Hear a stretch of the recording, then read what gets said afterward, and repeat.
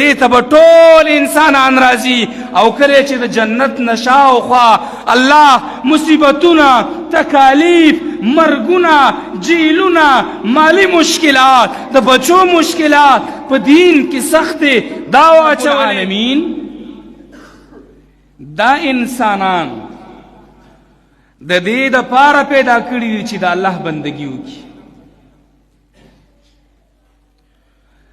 او په دې انسانانو باندې داسې یو ملما داسې یو دوست دا راتلونکی دی چې په هغې کې شک نشته دی الله وایي کل نفس ذائقة الموت هر یو نفس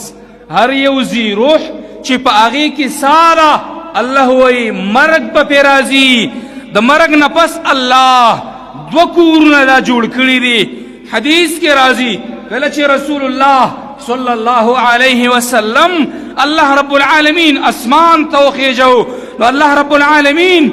رسول الله صلی الله علیه وسلم ته د جبریل په ذریعه باندې جنت هم وښودو جهنم یې هم ورته وښودو د الله رسول فرمایي اے الله دا جنت داسې یو کور دی د نعمتونو والا د مزو چرچو د همیشوالي والا زه امید او ګمان نه کوم چې د دې کور نه به هم څوک پاتې شي او جهنم چې کله الله ورته وښودو د الله نبي وایي اے الله زه داسې ګمان نه کوم چې دې د سختیو کور ته دې د تکالیفو کور ته د مصیبتونو کور ته د اور کور ته به څوک راشي خو بیا چې کله الله رب العالمین د جهنم نه غیر چاپیره شهوات دنیا پرستی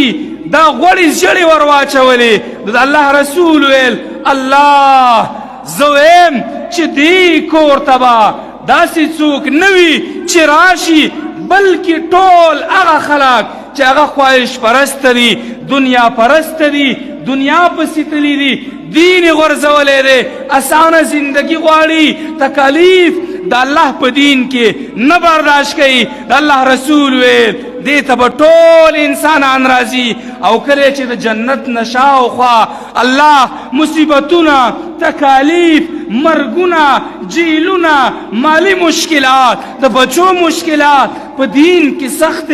دا واچولې د الله رسول ویل الله زه نه ویم چې دې کور ته به څوک راشي داسې کورونه دي چې زما او ستا په دې زندګۍ کې که ما او تا چېرته په دین باندې سل په سلو کې عمل نه کو د الله وینا مو نه منله د رسول الله وینا مو نه منله او په خپل خواهش پسې روان وو جهنم ته به ځو بل ځای نشته